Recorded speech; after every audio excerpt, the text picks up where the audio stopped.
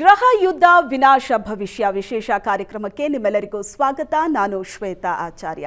ಗ್ರಹಗಳ ಬದಲಾವಣೆ, ಗ್ರಹಗಳ ಸಂಚಾರ ಅನ್ನೋದು ಮೇಷರಾಶಿಯಿಂದ ಮೀನರಾಶಿಯವರೆಗೆ ಸಾಕಷ್ಟು ಪರಿಣಾಮಗಳನ್ನು ಬೀರುತ್ತೆ. ಈಗ ಒಂದು ಜಾತಕದಲ್ಲಿ ಗ್ರಹಗಳು ಬಲವಾಗಿದ್ದಾಗ ಮಾತ್ರ ಒಳ್ಳೆಯ ದಿನಗಳಿರುತ್ತೆ. ಇಲ್ಲ ಅಂತ ಅಂದರೆ ನವಗ್ರಹಗಳಲ್ಲಿ ಶುಭ ಗ್ರಹವೂ ಇದೆ, ಅಶುಭ ಗ್ರಹವೂ ಇದೆ. ಅದರ ಪರಿಣಾಮ ಆಯಾ ಜಾತಕದ ಮೇಲೆ ಆಗ್ತಾ ಇರುತ್ತೆ. ಈಗ ಒಂದಷ್ಟು ಬದಲಾವಣೆಗಳಾಗ್ತಾ ಇದೆ. ಕುಜ, ಶನಿ ಮೀನರಾಶಿಯಲ್ಲಿ ಈಗಾಗಲೇ ಇರೋದ್ರಿಂದ ಅದರ ಪ್ರಭಾವಗಳೇನು, ಪರಿಣಾಮಗಳೇನು? ಮೇಷರಾಶಿಗೆ ರವಿಗ್ರಹ ಇನ್ನೇನು ಏಪ್ರಿಲ್ 14ಕ್ಕೆ ಪ್ರವೇಶ ಮಾಡ್ತಾ ಇದ್ದಾನೆ. ಅದರ ಎಫೆಕ್ಟ್ ಏನಿರುತ್ತೆ? ರಾಹು ಕೇತು ಮಧ್ಯದಲ್ಲಿ ಉಳಿದ ಗ್ರಹಗಳು ಇರೋದ್ರಿಂದ ಹಾಗಾದರೆ ಕಾಳಸರ್ಪ ದೋಷ ಜನರನ್ನ ಕಾಡತ್ತಾ? ಈ ಎಲ್ಲ ಪ್ರಶ್ನೆಗಳಿಗೂ ಉತ್ತರವನ್ನ ಪಡ್ಕೊಳ್ಳೋಣ. ಅದರ ಜೊತೆಗೆ ಈಗ ದಿನ ಬೆಳಗಾದ್ರೆ ಯುದ್ಧದ ಬಗ್ಗೆ ನಾವು ಕೇಳ್ತಾ ಇದ್ದೀವಿ, ಯುದ್ಧದ ಪರಿಣಾಮಗಳನ್ನ ನಾವು ಅನುಭವಿಸ್ತಾ ಇದ್ದೀವಿ. ಯಾವುದೋ ದೂರದ ದೇಶದಲ್ಲಿ ಆಗ್ತಾ ಇರುವಂತಹ ಯುದ್ಧದ ಪರಿಣಾಮ ನಾವು ದಿನ ಬೆಳಗಾದ್ರೆ ಅನುಭವಿಸ್ತಾ ಇದ್ದೀವಿ. ಹಾಗಾದ್ರೆ ಈ ಯುದ್ಧ ನಿಲ್ಲತ್ತಾ? ಈ ಎಲ್ಲ ಗ್ರಹಗಳ ಸಂಚಾರ ಯುದ್ಧದ ಮೇಲೆ ಪರಿಣಾಮ ಬೀರುತ್ತಾ? ಯಾವ ರಾಶಿಯವರಿಗೆ ಶುಭ ಫಲವನ್ನ ಕೊಡುತ್ತೆ, ಯಾವ ರಾಶಿಯವರಿಗೆ ಅಶುಭ ಫಲವನ್ನ ಕೊಡುತ್ತೆ? ದೋಷಗಳಿದ್ರೆ ಏನು ಮಾಡಬೇಕು, ಯಾವ ರೀತಿ ಎಚ್ಚರಿಕೆಯನ್ನ ವಹಿಸಬೇಕು? ಎಲ್ಲ ಪ್ರಶ್ನೆಗಳಿಗೆ ಉತ್ತರವನ್ನ ಕೊಡೋದಕ್ಕೆ ಇವತ್ತಿನ ಈ ವಿಶೇಷ ಕಾರ್ಯಕ್ರಮದಲ್ಲಿ ನಮ್ಮ ಜೊತೆ ಇದ್ದಾರೆ ಖ್ಯಾತ ಜ್ಯೋತಿಷಿಗಳಾದಂತಹ ಡಾಕ್ಟರ್ ಗೋಪಾಲ್ ಕೃಷ್ಣ ಶರ್ಮಾ ಗುರುಜಿ ಅವರು. ಗುರುಜಿ ನಮಸ್ತೆ, ಕಾರ್ಯಕ್ರಮಕ್ಕೆ ಸ್ವಾಗತ. ಇನ್ನು ಜ್ಯೋತಿಷಿಗಳಾದಂತಹ ವಿಠಲ್ ಭಟ್ ಅವರು ಕಾರ್ಯಕ್ರಮದಲ್ಲಿ ನಮ್ಮ ಜೊತೆ ಇದ್ದಾರೆ. ನಮಸ್ತೆ ಗುರುಗಳೇ, ಕಾರ್ಯಕ್ರಮಕ್ಕೆ ಸ್ವಾಗತ. ನಮಸ್ಕಾರ. ಗುರುಜಿ, ನಾನು ನಿಮ್ಮನ್ನ ಕೇಳೋದಾದ್ರೆ, ಈಗ ಈ ಗ್ರಹ ಅನ್ನೋದು ಅದರ ಬದಲಾವಣೆ, ಅದರ ಸಂಚಾರ ರಾಶಿಗಳ ಮೇಲೆ ಯಾವ ರೀತಿ ಪ್ರಭಾವವನ್ನ ಬೀರುತ್ತೆ? ಹಾಗಾದ್ರೆ ಶ್ರೀ ಗುರುಭ್ಯೋ ನಮಃ. ಹರಿ ಓಂ. ಆಧಾರೆ ಪ್ರಥಮಂ ಸಹಸ್ರಕಿರಣಂ ತಾರಾಧಿಪೋ ಸ್ವಾಲಯೇ ಮಾಹೇಯಂ ಮಣಿಪೂರಕೆ ಹೃದಿಬುಧಂ ಕಂಠೇ ಚ ವಾಚಸ್ಪತಿಂ ಭ್ರೂಮಧ್ಯೆ ಭೃಗುನಂದನಂ ದಿನಮಣೆ ಪುತ್ರಂ ತ್ರಿಕೂಟಸ್ಥಲೆ ನಾಡಿ ಮರ್ಮಸು ರಾಹುಕೇತು ಗುಳಿಕಾನ ನಿತ್ಯಂ ನಮಾಮ್ಯಾಯುಷೇ. ಇದು ನಮಗೆ ಜ್ಯೋತಿಷ್ಶಾಸ್ತ್ರದಲ್ಲಿ ನವಗ್ರಹಗಳ ಜೊತೆಯಲ್ಲಿ ಮತ್ತೊಂದು ಗ್ರಹ ಮಾಂದಿ ಗ್ರಹ, ಇದೆಲ್ಲದಕ್ಕೂ ಸಹಿತವಾಗಿ ನಮಸ್ಕಾರವನ್ನು ಮಾಡಿಕೊಂಡು ಗ್ರಹ ಚಿಂತನೆ ಮಾಡಬೇಕು ಅನ್ನುವಂಥ ಒಂದು ವಿಧಿ. ಇದು ಪ್ರಪ್ರಥಮವಾಗಿ ನಮಗೆ ಆಧಾರವಾಗಿರ್ತಕ್ಕಂತಹ ಒಂದು ಶ್ಲೋಕ. ಇದರೊಳಗೆ ಎಲ್ಲ ಗ್ರಹಗಳು ಬರ್ತದೆ, ಗುಳಿಕನು ಸಹಿತವಾಗಿ ಬರ್ತಾನೆ. ಅಂದರೆ ನಾವು ಚಿಂತನೆಯನ್ನು ಮಾಡುವಾಗ 9 ಗ್ರಹಗಳನ್ನು ಮಾತ್ರ ಚಿಂತನೆಯನ್ನು ಮಾಡ್ತೇವೆ ಸಾಧಾರಣವಾಗಿ, ನವಗ್ರಹಗಳು. ಆದರೆ ಗುಳಿಕನನ್ನು ಚಿಂತನೆ ಮಾಡಬೇಕು ಅನ್ನುವಂಥದ್ದು ಇದೆ. ಈ ಗುಳಿಕ ಹೇಳುವಂತಹದ್ದು ಅರ್ಥಾತ್ ಶನಿಪುತ್ರನಾಗಿರ್ತಕ್ಕಂತಹ ಮಾಂದಿ, ಅವನಿಗೆ ಗುಳಿಕ ಅಂತ ಹೆಸರು. ಅವನು ಸಹಿತವಾಗಿ ಯುದ್ಧವನ್ನು ಮಾಡುವವನೇ, ಯುದ್ಧವನ್ನು ಪ್ರಚೋದಿಸುವವನು. ಮಾಂದಿಯಿಂದಲೂ ಯುದ್ಧ ಪ್ರಚೋದನೆ ಆಗ್ತದೆ. ಅದು ದೈಹಿಕವಾಗಿ ಆಗಿರಬಹುದು ಅಥವಾ ಸಾರ್ವತ್ರಿಕವಾಗಿ ಆಗಿರಬಹುದು. ಹೀಗೆ ಗ್ರಹಗಳು ಮನುಷ್ಯನ ಮೇಲೆ ಹಲವು ರೀತಿಯಾದಂತಹ ಪರಿಣಾಮವನ್ನು ಬೀರ್ತದೆ. ನಾವೆಲ್ಲ ಭೂಚರರು, ಭೂಮಿಯಲ್ಲಿ ಸಂಚಾರವನ್ನು ಮಾಡತಕ್ಕಂಥವರು. ಆ ಗ್ರಹಗಳೆಲ್ಲವೂ ಸಹಿತವಾಗಿ ಖೇಚರರು, ಆಕಾಶ ಮಾರ್ಗವಾಗಿ ಸಂಚಾರವನ್ನು ಮಾಡತಕ್ಕಂಥವರು. ಖೇಚರರು, ಭೂಚರರು, ಜಲಚರರು, ಹಡಗು ಇತ್ಯಾದಿಗಳೆಲ್ಲವೂ ಸಹಿತವಾಗಿ ಜಲಚರ. ಹೀಗಾಗಿ ಈ 3 ಭಾಗದಲ್ಲೂ ಸಹಿತವಾಗಿ ತೊಂದರೆಗಳಾಗುವಂತಹ ಕಾಲ ಯಾವುದು ಅಂದರೆ ಸಂಧಿಕಾಲ.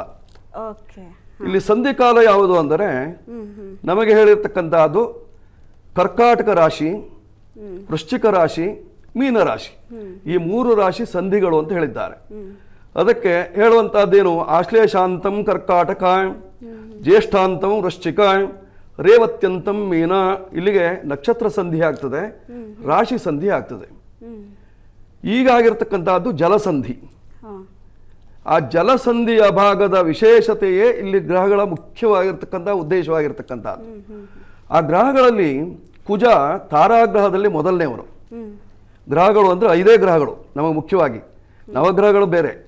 5 ಗ್ರಹಗಳು ಕುಜ, ಬುಧ, ಗುರು, ಶುಕ್ರ, ಶನಿ. ಈ 5 ಗ್ರಹಗಳು ಮನುಷ್ಯನ ಮೇಲೆ ಅಥವಾ ಭೂಮಿಯ ಮೇಲೆ ವಿಶೇಷವಾದಂತಹ ಪರಿಣಾಮವನ್ನು ಕೊಡ್ತದೆ. ಒಂದೊಂದು ಯೋಗವನ್ನು ಕೊಡ್ತಾವೆ, ಜೊತೆಯಲ್ಲಿ ಕಠಿಣ ಯೋಗವನ್ನು ಕೊಡ್ತದೆ. ಈಗ ನಡೀತಾ ಇರತಕ್ಕಂಥದ್ದು ಕಠಿಣ ಯೋಗ. ಕಾರಣ ಯಾಕೆ ಅಂತಂದರೆ ಕುಜ ಮತ್ತು ಶನಿಯರ ಯುತಿ. ಒಬ್ಬವನು ಕಷ್ಟ ಕೊಡುವವನು, ಮತ್ತೊಬ್ಬವನು ನಷ್ಟ ಮಾಡುವವನು. ಹೌದೌದು. ಅವರ ಜೊತೆಯಲ್ಲಿ ರಾಜಕೀಯದ ಅಧಿಪತಿಯಾಗಿರ್ತಕ್ಕಂತಹ ಸೂರ್ಯ ಸೇರ್ಕೊಂಡಿದ್ದಾನೆ. ತನ್ನತನವನ್ನು ಅಹಂಕಾರ ತನ್ನತನವನ್ನು ಉಳಿಸಿಕೊಳ್ಳುವುದಕ್ಕೆ ಪ್ರಯತ್ನ. ಇನ್ನು ಎರಡನೇದಾಗಿ ಅಲ್ಲಿ ಬುಧನ ಯುತಿ, ಹಾಸ್ಯ ಪ್ರಯತ್ನ.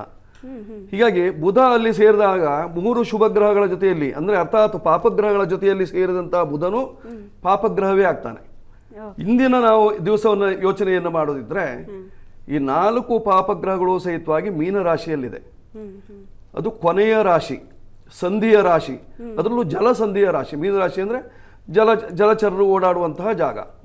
ಅಂತಹ ಆ ಸಂಧಿಯ ಸಂದರ್ಭದಲ್ಲಿ ಇರತಕ್ಕಂತಹ ಗ್ರಹಗಳು ವಿಶೇಷವಾದಂತಹ ದುಷ್ಪರಿಣಾಮವನ್ನು ಲೋಕಕ್ಕೆ ಕೊಡ್ತದೆ.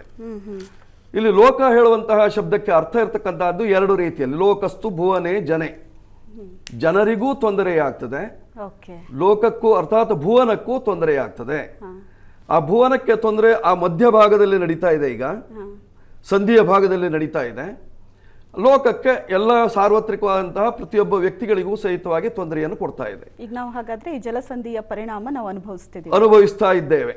ಗ್ರಹಗಳು ಇಲ್ಲದೇ ಇಲ್ಲ.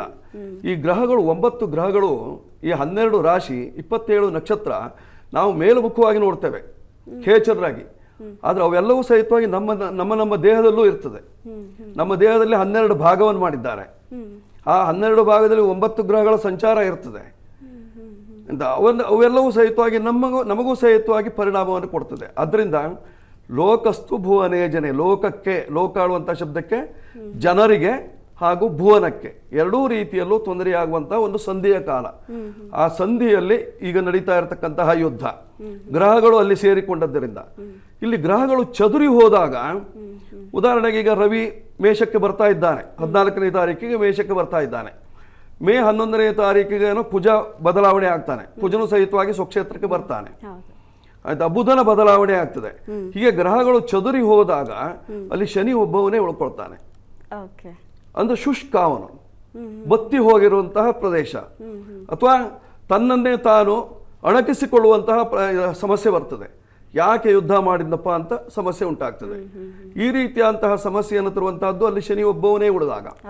ಅಂದಾಗ ಗ್ರಹಗಳು ಚಾರದಲ್ಲಿರುವಂತಹ ಸಂದರ್ಭದಲ್ಲಿ, ಗ್ರಹಗಳು ಒಂದಕ್ಕೆ ಒಂದು ತಾಗಿ ಅವು ಮುಂದುವರಿಯುವಂತಹ ಸಂದರ್ಭದಲ್ಲಿ, ಅಂದ್ರೆ ಯುದ್ಧದ ಸಂದರ್ಭದಲ್ಲಿ, ಗ್ರಹ ಯುದ್ಧ ಅಂತ ಹೆಸರು ಅದಕ್ಕೆ.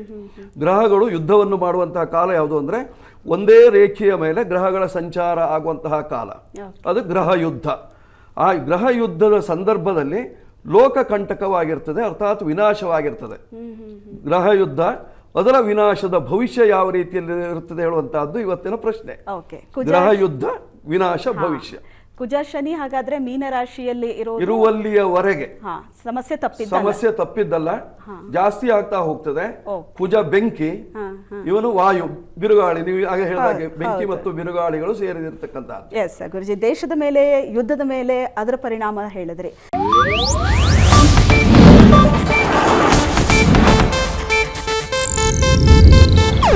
ಇದು ಏಷ್ಯಾನೆಟ್ ನ್ಯೂಸ್ ನೆಟ್ವರ್ಕ್ ಪ್ರಸ್ತುತಿ.